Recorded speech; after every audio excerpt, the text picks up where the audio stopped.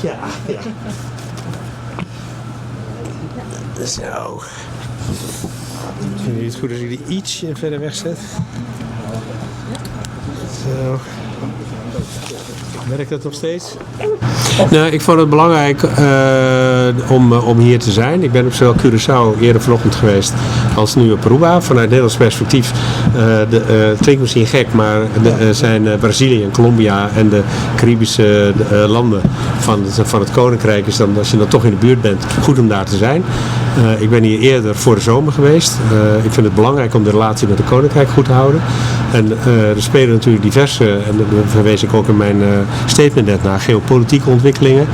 Dat is niet meteen de reden waarom ik hier ben, maar ik weet wel dat mensen zich daar veel zorgen over hebben. En het leek me goed naast de vele telefonische contacten die er zijn, ook vandaag met zowel de premier van Curaçao als met de premier van Aruba te praten. Heel korte vraag ook. U heeft een heel kort bezoek gedaan vandaag. Kans gehad om met de premier diepgaande gesprekken te hebben, toch over dingen van Aruba, of heeft u het gewoon sumier gehouden vandaag? Nou, ik moet zeggen dat met die premier je meestal heel snel over de inhoud praat. Dat is overigens met de premier van Curaçao niet anders. Maar ik denk dat we een aantal onderwerpen hebben besproken. Natuurlijk de geopolitieke spanningen, zoals de sluiting van de raffinaderij. Natuurlijk de bijdrage die Nederland levert aan de versterking van het elektriciteitsnetwerk. En ik heb ook kort geïnformeerd naar de discussie die op dit moment in de Staat wordt gevoerd.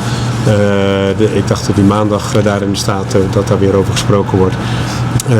Over de consensus Rijkswet. Dat is, nou ja, ik heb daar niet zoveel gedachten over, eerlijk gezegd. Kijk, ik denk we hebben gezamenlijk dit nu voorgelegd in de verschillende landen. In de verschillende landen van het Koninkrijk wordt daar nu over gesproken of zijn er besluiten over genomen. Dat is nu ook aan Aruba om dat te doen. En daar wil ik verder ook niet intreden.